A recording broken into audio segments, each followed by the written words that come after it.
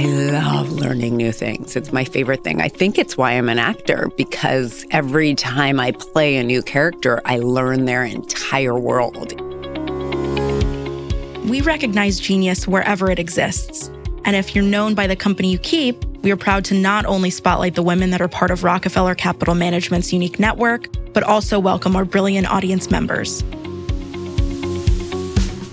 Hi, everyone. I'm Angela Mwanza, private advisor and managing director leading Oryx Legacy Partners here at Rockefeller Global Family Office. Some of you may recognize me from my own episode on Genius Loves Company, but today I am so excited to sit down with a dear friend, Alysia Reiner, actor, producer, activist, philanthropist, Livia's mum, volunteer firefighter, and the list goes on and on and on. Thank you so much for joining us today. Thank you for having me. Such a pleasure. Before we dive into your absolutely amazing career, I'm just really curious what you were like when you were growing up. I would say the truth of it is I was a lot of different things to different people, which I think we all are all the time, right? So on one level, as a kid, I was very joyful, creative, playful, imaginative. I used to love to make up imaginary worlds. My best friend, Allison, and I would do mostly imaginative games. I love painting. I love drawing. I'll never forget, I grew up in New York City, and my aunt loves to tell the story of being on the crosstown bus at a certain point. And she said, "What do you want to do when you grow up?" And I said, "I want to, paint and draw and act and sing and dance, dabble." I feel like I do that now. I'm still definitely a dabbler. I'm an A-type personality girl, so there are certain things I definitely do with a lot of regularity, but I also still love to always be exploring new worlds. Which probably explains your amazing career. I mean, iconic roles. Blockbuster shows from Orange is the New Black, Better Things, Miss Marvel, The Diplomat, How to Get Away with Murder. And that's just the tip of the iceberg. Yeah. How has your view about acting changed since you first started? Such a great question. I think when I was a baby actor, I just wanted to act. I just wanted to be on a stage, or I just wanted to be on a set. And now I'm much more curious about the stories we tell and how they affect culture. What is the world that we want to build, and to tell stories about that world? And that deeply excites me as an artist when I'm able to tell stories that help evolve culture towards more love, more understanding, more compassion, to create the world that I want to live in.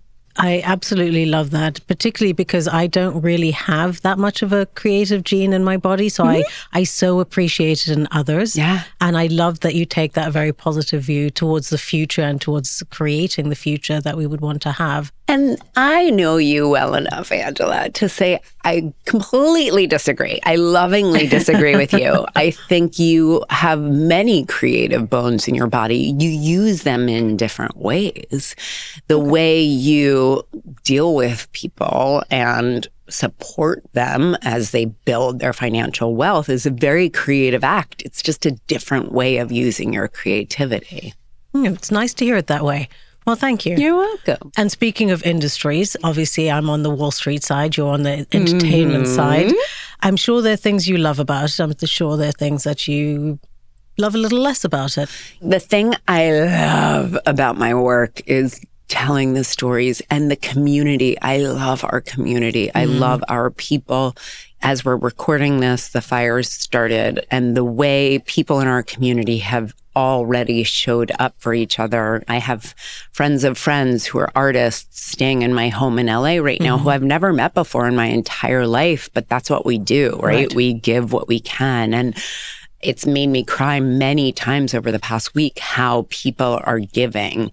There's so much grief, and I don't think I can really take in the level of grief that there is, but I can take in, thank God, my gratitude for how people are taking care of each other in this moment. And my community of artists is something I treasure every day. The talent that I am surrounded by, the spectacular humans and hearts is something I deeply, deeply, deeply value.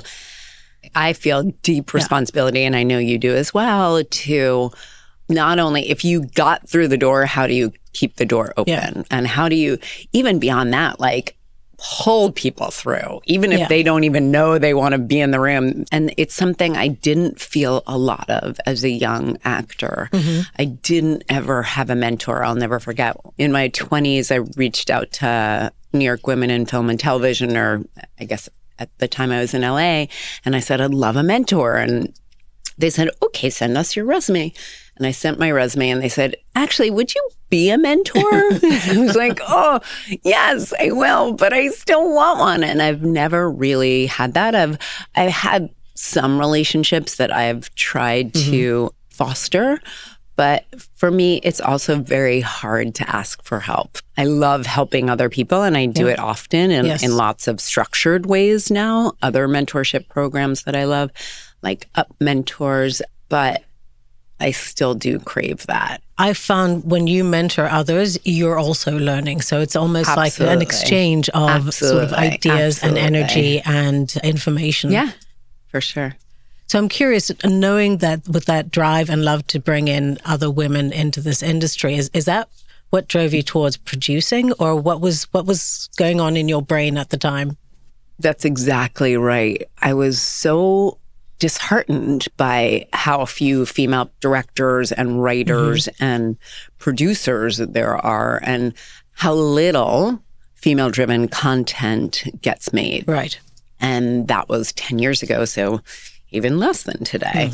So I partnered with another woman, and we came up with an idea, Women on Wall Street, which is, I think, just about when I met you. And almost a decade ago, if not more. And we hired a spectacular writer named Amy Fox, and we hired a spectacular director named Mira Menon, and we made this beautiful film. We raised most of the funding from Women on Wall Street, and we got them back 115% within a year. And we sold to Sony Picture Classics at Sundance and got really beautiful distribution. And I'm very grateful and proud that we got to put that piece of art into the world. Yeah. The whole story is about what it means to be a woman in your field. As a woman in this industry in finance, it was just wonderful to have a female protagonist around something that's really dominated by, not by women. And so to have that, almost to see yourself on the screen was really powerful. Exactly. I imagine it powerful for so many other women in this industry. I hope so. I think everyone who was a part of it felt really proud to be a part of it. And, you know, I'm on the advisory board of the Gina Davis Institute, and one of the things, our catchphrase, as it were, is, if you can see it, you can be it. Well, you're always so positive. You're always so purpose-driven. And pretty much everything you do, you seem to wear multiple hats at the same time. How does that play out in your day-to-day? I love learning. I love learning new things. It's my favorite thing. I think it's why I'm an actor, because every time I play a new character, I learn their entire world. It's the most exciting thing on the planet to me. For example, The Diplomat, I learned all about the Secret Service and got to interview Kamala's Secret Service person and all of these really cool people, the head of the Secret Service for New York City, like the person who was covering Dick Cheney on 9/11. Oh, wow. All of these extraordinary people. And I learned the whole world, the whole language. I believe every profession has its own language, so you have to learn that whole language. There's also the body language of every human and every profession. So it's really the wardrobe, all of it. It's so exciting and thrilling to me. And I do feel like I get a lot of compassion for different groups of people when I'm doing that. You know, a throwback to Orange is the New Black. Right. I learned so much about our prison populations, about the industrial prison complex. Right. So that was definitely a huge lesson. And in reference to learning. I love to listen to podcasts. I'm always listening to podcasts. I'm obsessed with the brain and who we are as people and how our brain processes. And my daughter, who probably will be a neurosurgeon, loves to tease me because I used to call myself a member of the scientific community, but I no longer do. But when I was in school, I was a biopsych major, and I wrote my college essays about how psychoneurobiolochemistry and acting were really the same thing. They're studying the brain, who we are from just two very different perspectives. So all of which to say, as I listen and learn more about brains, I see that I'm a very regimented person. I have a lot of habits that, like, for example, exercise. I exercise every day. It's very rare that I take a day off. I picked up meditation before my daughter was born. I was very regular about it. I lost it during her early years. And then during COVID, I brought it back, and I now meditate pretty much every day. I love the app 10% Happier, or now called 10%, because it gives you really tangible tools to meditate on a regular basis and guided meditations. They teach you about meditation. It's a really amazing app. I only bring it up to say is I'm on day 200 in a row of meditating, you know, and I'm on my 10,000th session of meditating since COVID started. And the things that I know serve my soul and serve my physical body and help me show up and have the energy to show up, I do every day. And I am pretty regimented about it. Exercise. That takes a lot of discipline. Yeah, exercise, meditation, eating food that feels like fuel, that's super delicious. I have to love how it tastes, but it also, it's not going to harm my body. Right. So things like that, I sort of put in first. Those are, you know, in that rock analogy, like those are the big stones at the bottom. Sleep. We all know sleep is so important now. Time with beloveds, like really being present with your beloveds, not on any screen. You know, we still have family dinner almost every night, and we are screen free during dinner. I'm so blessed that I have a 16-year-old who doesn't bring her phone to the dinner table. I never thought about it. I think she really likes that we talk to each other. It's like those are in, and my acting schedule is in, which varies. You know, sometimes it's 18-hour days or 20-hour days, and sometimes I'm not on set for a month or something. And then I look at how can I serve? So that's volunteer fire, that's foster parenting, that's all of the nonprofits that I work with. One thing we haven't talked about, actually, a lot of people, as you very well know, have donor advised funds and many people have them and don't quite know what to do with the money. So I'm working with an organization that specifically gives tools about how to use your donor advised fund. And we're starting a fund within that called Media That Matters. So that people can invest with their donor advised fund in media that matters. I think you're just good at saying yes to the right things. I'm good at saying yes. That's true. And I love my life. I love my life with every cell of my being. I love what I do. I love being of service. I love who I'm being as I'm doing it. And that's something I think about a lot more. You know, once you turn 40, you're a little like, okay, who am I being in the world? Not just what am I accomplishing? I have huge ambition. I still have huge ambition. I have so many things I want to do and play and be. But it's much more important to me, who am I being as I'm doing it? Which I think you see in so many things that you say yes to. Even just the types of brands you're willing to back. Talk a little bit about some of those places where you have said yes to. Sure. Which I think is good to be hopeful. I mean, even the lipstick that you wear can have an impact. I know you work with a brand that's zero waste. Izzy is amazing because not only is it good for your body and there's no chemicals in it, but it also is the only zero waste cosmetics company and skincare company. We use metal, the same exact metal that your dentists use with the tools that there, and we clean it in the exact same way they do. And so when you're done with your lip gloss, you send it back to them and they'll clean it all out. You're not going to get the same one. You're going to get a different one. It's going to get really clean. And then you'll get a fresh one. And that's the kind of truly circular, plastic-free things that we want to think about in the future. I think if we could scale that, it would be a totally different world. And it is scalable. You know, I dream big. I'm a big dreamer. So let's change tack, because I feel every time we have a conversation about our children, I learn something new. So what do you like as a parent? And what do you think Livia would say about you as a parent? Oh my goodness. Okay. Well, I think when she was younger, I was much stricter than anyone else. And I think she would very much agree with that. And she really liked it.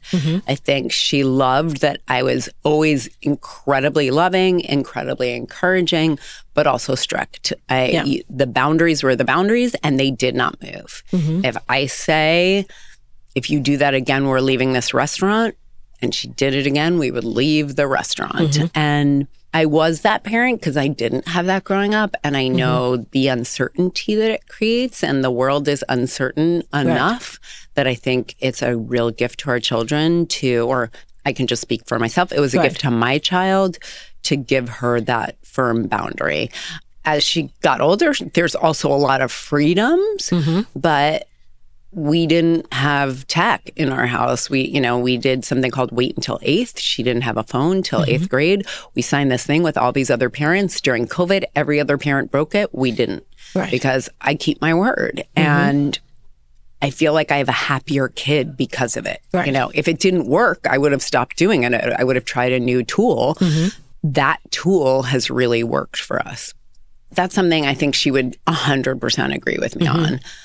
She's incredibly loving, and I'm incredibly loving with her. I want to knock wood, because having a 16-year-old who's like really kind and loving is the biggest gift. And I really thank God every morning for that.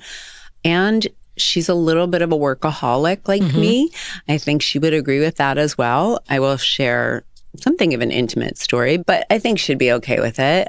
She has midterms coming up, and she does incredibly well in school, but she pushes herself very hard. I don't care. I don't care about her grades. I don't care what college she goes to. I want it for her, but I just want her to both feel happy and also like she's serving the world, because I know that those are intertwined. You can't, my truth is I'm not happy if I feel like I'm just happy and the rest of the world isn't, So I want her to understand both joy and service, like pleasure and community.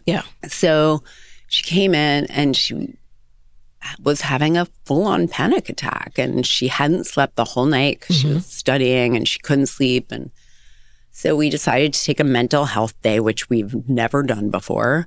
And we started talking through what was going on in her head. And she said, well, I feel like I can be imperfect in school, like I can get a B+ now and then.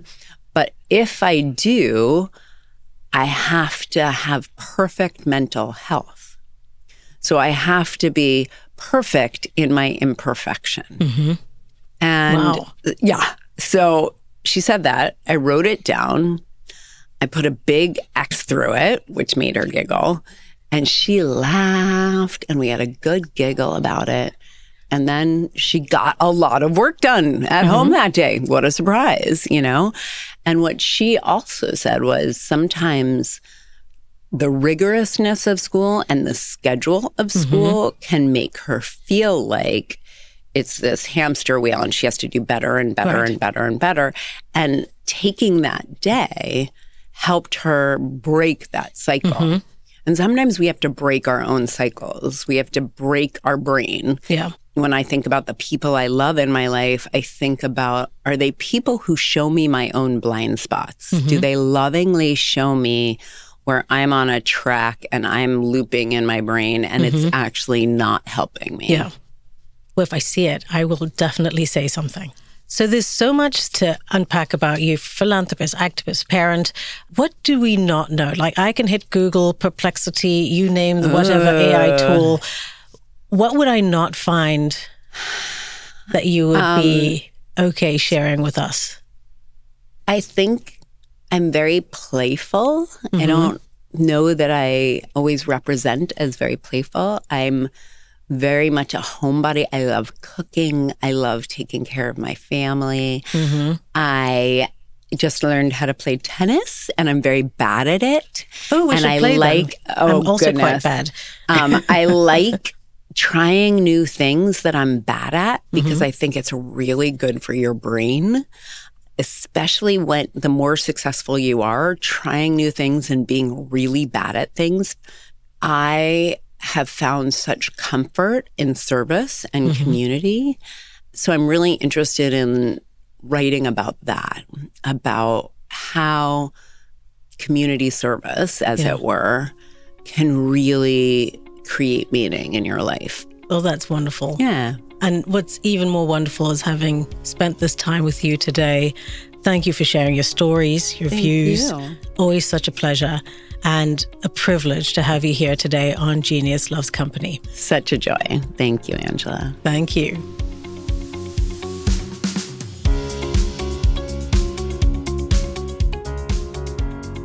Thank you for listening to Genius Loves Company. To learn more about Rockefeller Capital Management, visit rockco.com or keep up with us on LinkedIn or Instagram. This material was prepared by Rockefeller Capital Management. The views expressed of the hosts and guests in this episode are as of a particular point in time and are subject to change without notice. The views expressed by the speakers are solely their own and may differ from or conflict with those of other divisions in Rockefeller Capital Management. This information was provided for illustrative and educational purposes only. It should not be construed as an investment recommendation, investment advice, an offer of Rockefeller investment advisory or brokerage services, or a projection or illustration of the performance of any particular investment or strategy offered by Rockefeller. Forward-looking statements, including those presented herein, are inherently uncertain, as future events may differ materially from those reflected, and past performance is not a guarantee of future performance.